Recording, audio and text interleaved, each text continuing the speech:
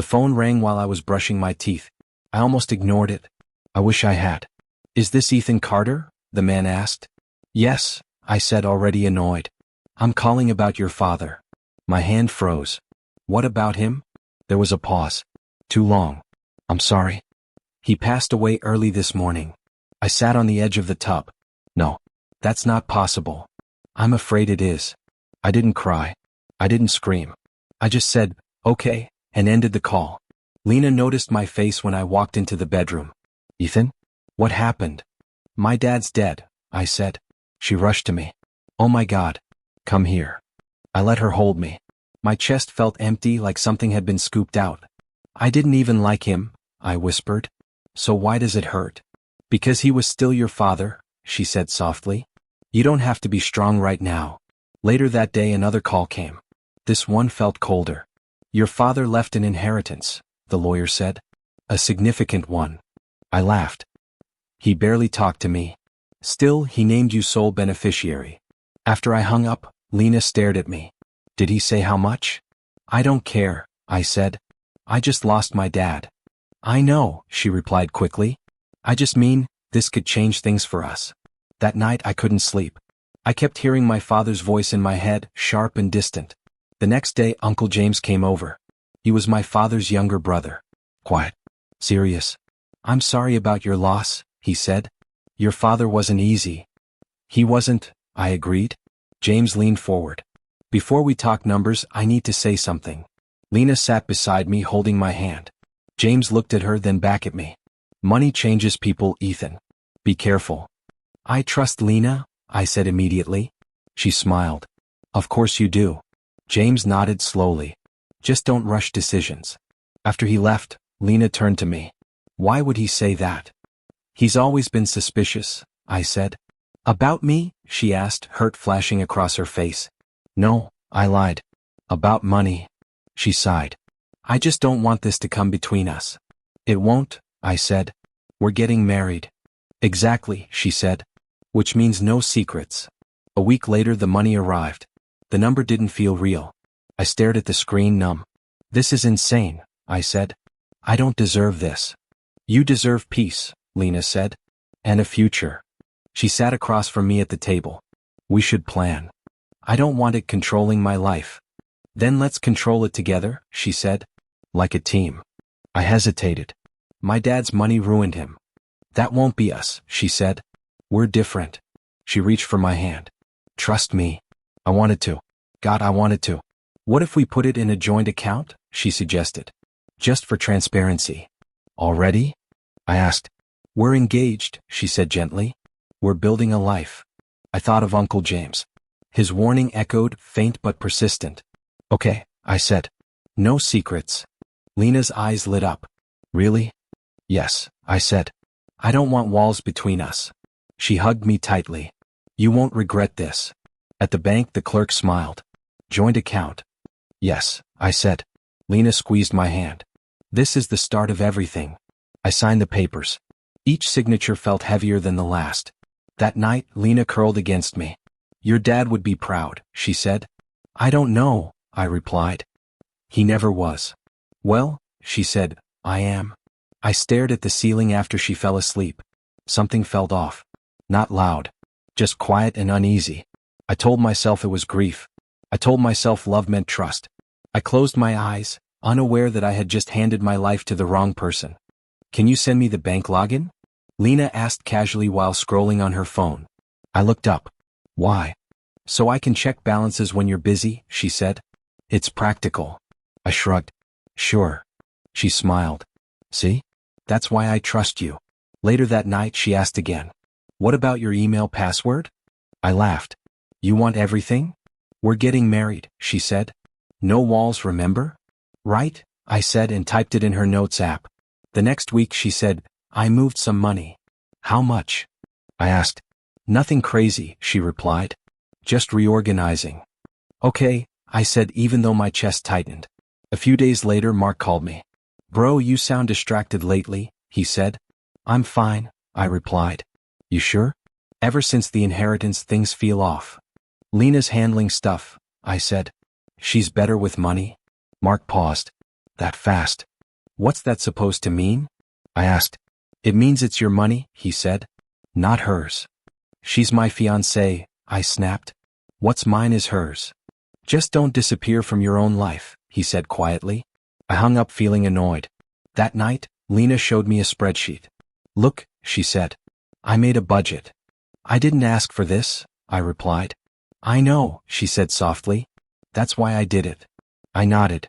Thanks. She leaned closer. You trust me, right? Of course.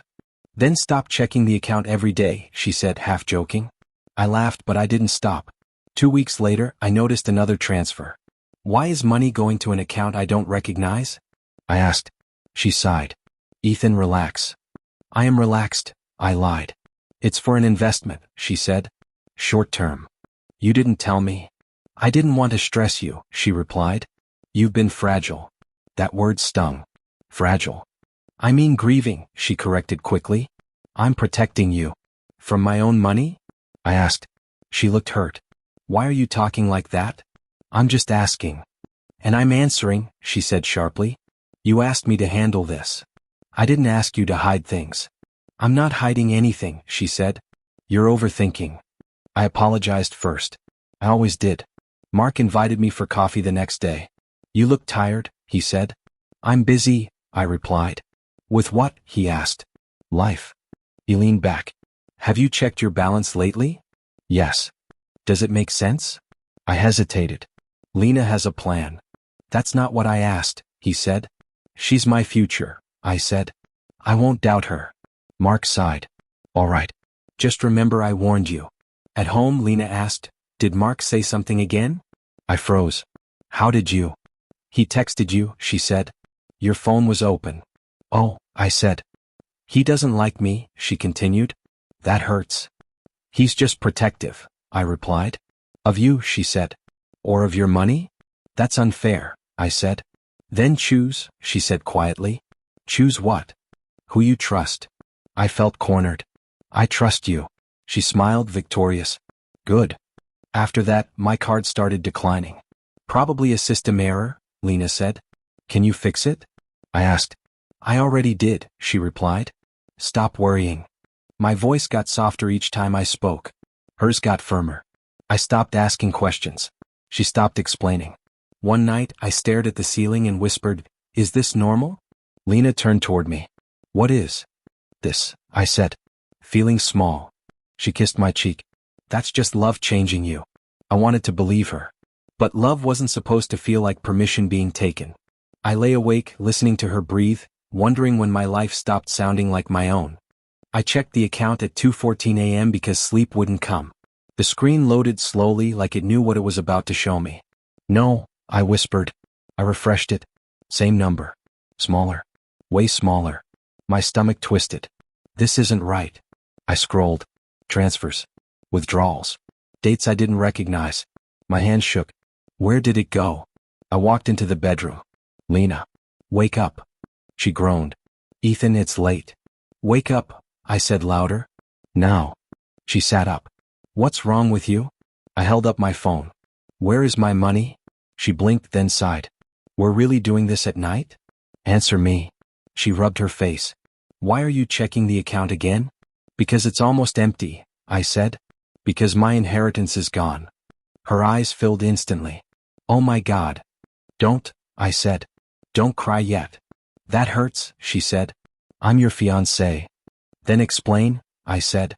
Explain these transfers. She looked away. I told you I was investing. Not this much, I said. This is almost everything. She stood up. You're panicking. I'm asking, I said.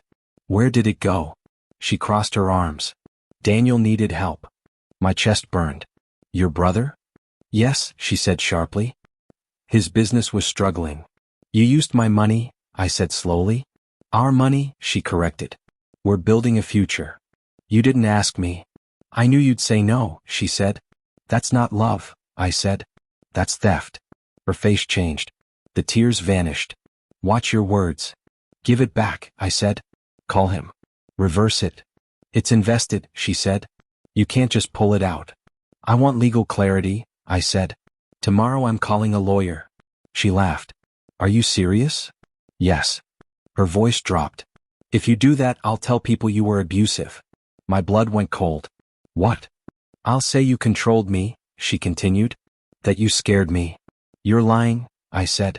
Who do you think they'll believe? She asked calmly. You? Or me? I stepped back. You're threatening me. I'm protecting myself, she said. From you.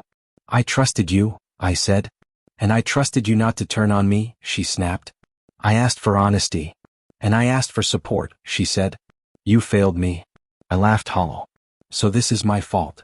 You're not stable right now, she said. You lost your father. Don't use him, I said. You're emotional, she continued. Unpredictable. I felt sick. Get Daniel on the phone. No, she said. This conversation is over. I grabbed my jacket. Then I'm leaving. Good, she said. Go calm down. I'm not coming back until this is fixed. She smirked. Don't come back at all. I walked to the door, then turned. You planned this. She didn't deny it. You gave me access. I gave you trust. And I gave you direction, she said. You'd be lost without me. I opened the door. My hands were numb. Ethan, she called. If you tell anyone, I'll ruin you. I froze. You already did. The hallway felt endless. Each step echoed. I checked my phone. No messages. No money. No home. Outside, the night air hit hard. Cold. Empty. I sat on the curb and laughed again. My dad warned me, I whispered. I checked the account one last time, hoping for a miracle. Nothing changed. I realized something then. I wasn't just broke. I was homeless, engaged to my enemy, and alone in the dark. And the worst part was knowing I signed my name on every line that destroyed me. My phone stopped ringing. That scared me more than the calls ever did. I opened my messages. See. No replies. I texted Mark. Can we talk? Nothing. I called my manager. Straight to voicemail. When he finally answered, his voice was stiff. Ethan, HR wants to see you. Why? I asked. We received a complaint, he said. Serious allegations. My throat tightened. From who? You know who, he replied. At the office, HR didn't look at me like a colleague. They looked at me like a risk. Please sit, the woman said. I Saturday, what's this about? She slid papers forward. Your fiancé claims emotional abuse and financial manipulation. That's a lie, I said. She took my money. We're not here to debate, she said. We're here to assess safety. I'm the one who's unsafe, I said. They didn't react. We're placing you on indefinite leave, my manager said. Effective immediately. You're firing me, I said. We're protecting the company, he replied. I stood up slowly. You didn't even ask me. He avoided my eyes. I'm sorry. Outside, my hands shook. She did this. I called Lena. She didn't answer. I posted a short message online. I've been accused falsely. I'll explain soon. Within minutes, comments flooded in. He always seemed angry. I believe her. Men like him hide well. I deleted the post. That evening, Claire called me. Don't talk, she said quickly. Just listen. Claire? I whispered. People are being warned about you, she said. Lena's telling everyone you controlled her. I never touched her, I said. I know, she replied. But perception is louder than truth. My chest felt crushed. Why are you telling me this? Because you don't deserve it, she said. But you can't fight this head on. I want to scream, I said. That's what she wants, Claire replied. She's calm. You're painted as unstable. What do I do? Disappear for now, she said. Let the noise burn itself out. After the call, I sat alone in my room. I stared at my reflection. Is this who they see? My phone buzzed. A message from an old friend. I can't be involved in drama. Take care. Another message followed. I hope she's safe. I threw the phone onto the bed. She won. I imagined showing bank statements. Messages. Proof. Then I imagined her crying on camera. Rage rose fast and hot. I'll expose you. But another thought followed. And then what? I paced the room. Anger makes mistakes. I remembered her words. You're unstable. I stopped pacing. She wants me loud, I said to myself. She wants me reckless. I opened my laptop and closed it again. No posts, I whispered. No calls. I packed a bag. Not much. Clothes. Documents. Charger. I left my apartment key on the table. As I stepped outside, I felt lighter and emptier at the same time. I texted Claire. I'm going offline. She replied instantly. That's smart. I blocked Lena's number. My hands shook as I did it. This isn't surrender, I told myself. It's survival. On the bus, I watched the city blur past. People laughed, talked, lived. Nobody knew my name anymore. I thought about revenge. It tasted bitter. I thought about silence. It felt sharp but clean. I'll rebuild quietly, I said under my breath. No announcements. No defenses. Just distance. As the bus crossed the bridge, I looked out at the dark water. She took my money, I said. But she took my voice too. I exhaled slowly. I'll earn it back. And this time I wouldn't hand it to anyone. Mr. Hill looked at my bag and said, That all you got? For now, I replied. He nodded. Room's small. Rules are simple. Rent's weekly. I can pay, I said quickly. He studied my face. You look like someone who lost more than money. I did, I said. He unlocked the door. Then don't waste what's left. The room smelled old but clean. A bed. A desk. A chair. This will do, I said. That's the spirit, he replied. Kitchen shared. No noise after 10. Understood. That night I placed my watch on the desk. My father gave it to me. I'm sorry, I whispered and listed it online. The next day I sold my headphones. Then my extra shoes. Each sale hurt less than the last. I lived on eggs, bread, and tea. This is temporary, I told myself. Mark finally replied to my message. I can't be seen with you right now. I get it, I typed. Take care. Lying felt easier than anger. Mr. Hill knocked one evening. You eating enough? I'm fine, I said. He raised an eyebrow. That's a lie people tell when they're tired. I'm learning, I replied. Learning what? He asked. How not to disappear, I said. He smiled faintly. Good answer. At night, I opened my laptop and searched for freelance work. No real experience, I muttered. You have time, I told myself. And silence. I landed a small writing job. $20. I stared at the confirmation email. I earned this. I started saving screenshots. Bank statements. Messages. Dates. Not revenge, I said. Insurance. One night, guilt hit hard. Maybe I pushed her. I replayed every argument in my head. No, I said aloud. I gave everything. I opened a document titled Truth. In it, I wrote one sentence. I confused sacrifice with love. Saying it hurt. Accepting it helped. Mr. Hill saw me working late. You planning an escape? No, I said. A return. He poured tea. Quiet wins last. I hope so. Days turned into routine. Wake, work, sit. No calls. No posts. No explanations. My phone buzzed once. Lena's number. Blocked. Not yet, I whispered. Not ever. Another client paid me. $50. I smiled. I'm building something. Mr. Hill noticed. You walk different. I'm lighter, I said. Good, he replied. Heavy men sink. I still felt lonely. Still angry sometimes. But the anger didn't control me. I collected proof slowly. Carefully. Truth doesn't need speed, I reminded myself. One night I looked around the small room. This is rock bottom, I said. But it didn't feel like the end. It felt like a foundation. I closed my laptop and lay back. I won't beg to be believed, I whispered. I would become undeniable instead. Silence wrapped around me, not empty this time, but strong. Time stopped feeling sharp. Days started feeling useful. Mr. Hill noticed first. You're sleeping better, he said. I am, I replied. I'm earning again. That changes a man, he said. Not money. Control. I nodded. I finally have some. My laptop pinged. Another client payment.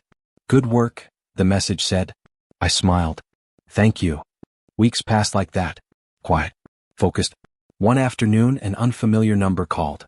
Ethan Carter? A woman asked. Yes. My name is Rachel Adams, she said. I'm a financial attorney. I sat straighter. Why are you calling me? I found your name while reviewing a failed business, she said. Daniel Moore's company. My jaw tightened. What about it? There are irregular transfers, she said. Your inheritance appears connected.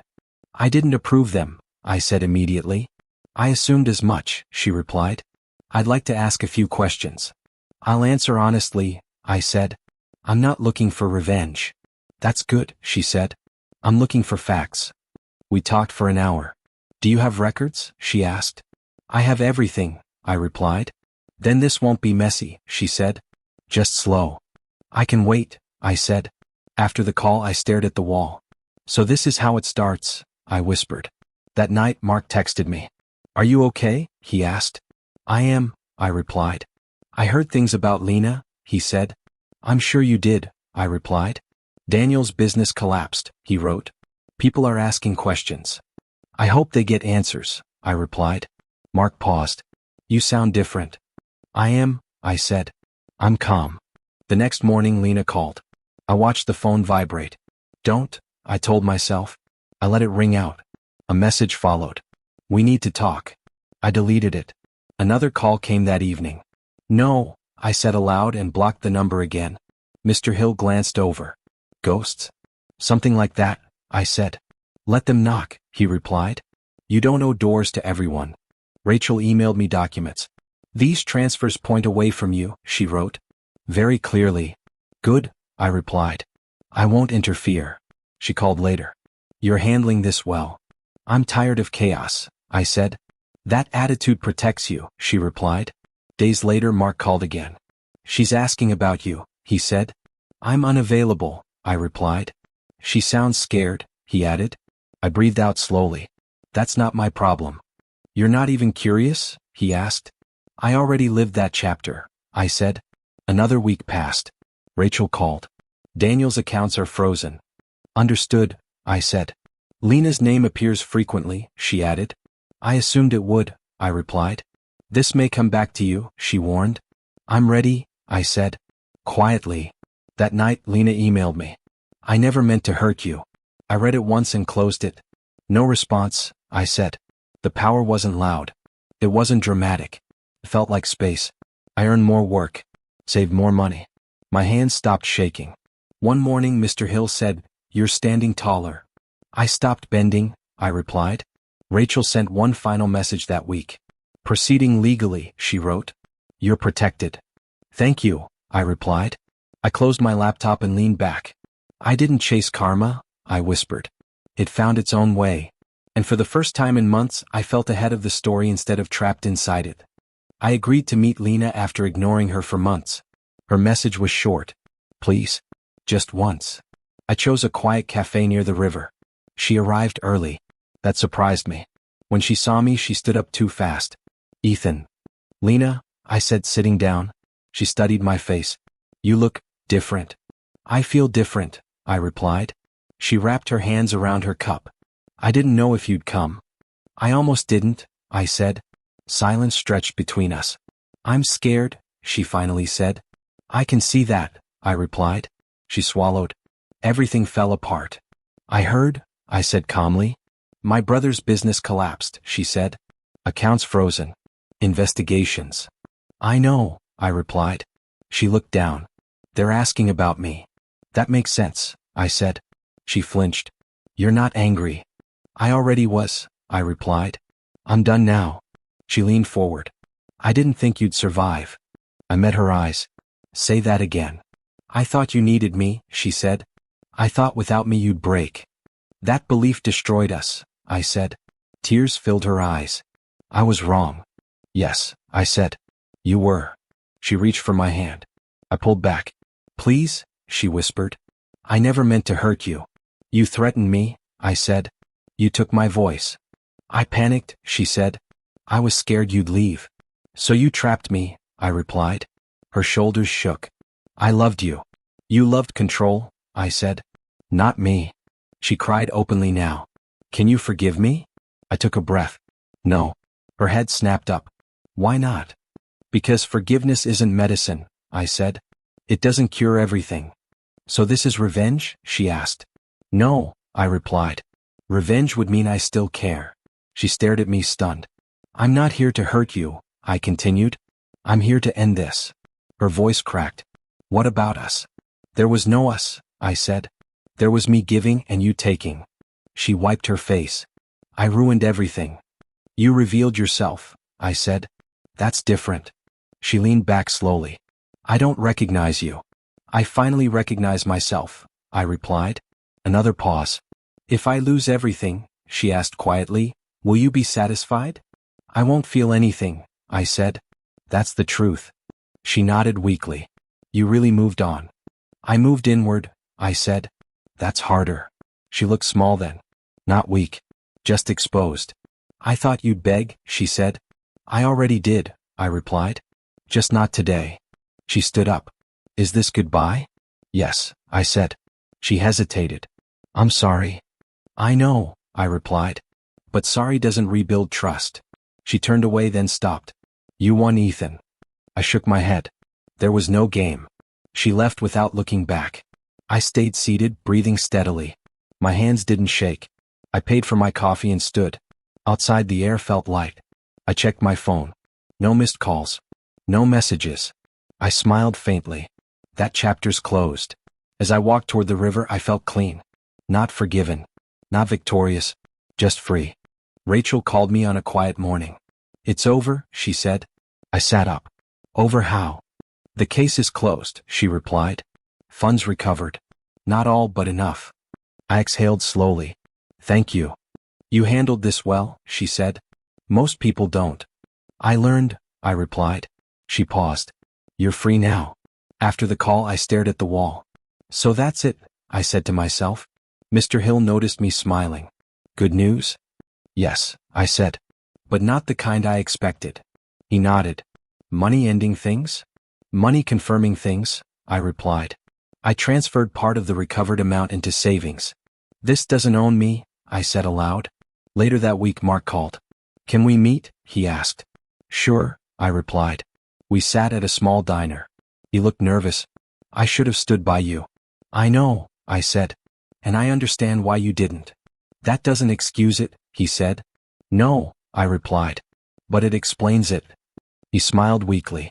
You changed. So did my priorities, I said. He raised his cup. To second chances. I'll drink to that, I said. Words spread slowly after that. Not apologies. Just silence lifting. Former coworkers nodded again. One messaged me.